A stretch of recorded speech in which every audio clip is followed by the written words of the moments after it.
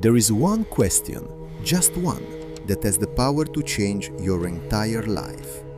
Not who are you, not what do you want, but something much simpler. When was the last time you changed your mind? It sounds like an ordinary question, yet psychologists see it as a window into how the human mind truly works. Because people do not fear the truth as much as they fear what the truth might do to the image they have built of themselves.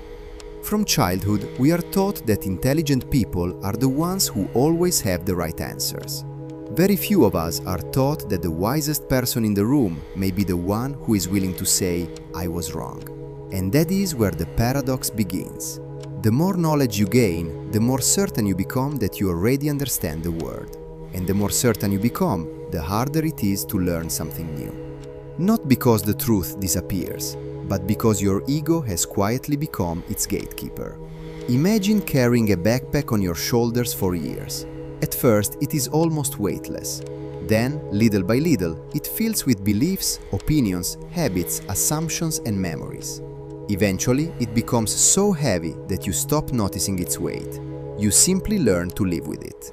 Now, every new idea that tries to enter your mind collides with everything you already carry. That is why people rarely reject ideas because they are false. More often, they reject them because there is no room left to accept them.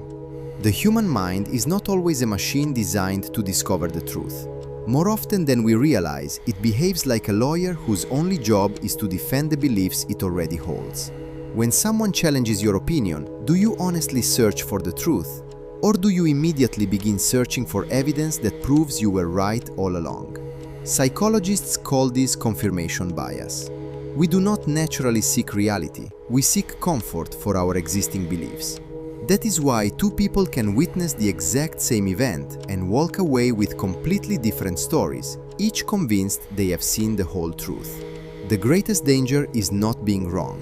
The greatest danger is allowing a belief to become part of your identity. Because the moment that happens, every challenge to the idea feels like a personal attack. Discussions stop being about discovering the truth. They become battles to protect the ego. How many people remain in jobs they hate? Not because they cannot live, but because admitting they chose the wrong path feels more painful than staying. How many people remain in relationships that died years ago? Not because love is still alive, but because walking away would force them to admit they invested their hearts in the wrong place.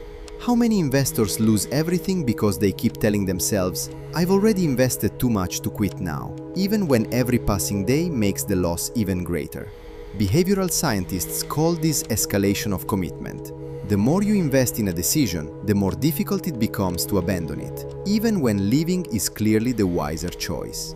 Ask yourself one question: are you defending the truth? Or are you defending the time you have already invested in believing it? There is a profound difference between the two. The people who grow the most are not always the smartest.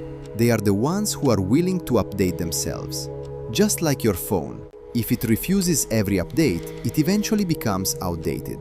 Not because it was built to fail, but because it stopped evolving. The human mind works the same way. Every belief that is never questioned slowly becomes outdated software running your life. Perhaps the greatest breakthrough you will ever experience is not learning something new. Perhaps it is letting go of an old belief that has quietly prevented you from seeing reality as it truly is. Sometimes real learning begins with unlearning. Real maturity begins with admitting the possibility that you were wrong. And true wisdom begins the moment saying, "I was wrong," no longer threatens your pride, but becomes proof that you are still growing.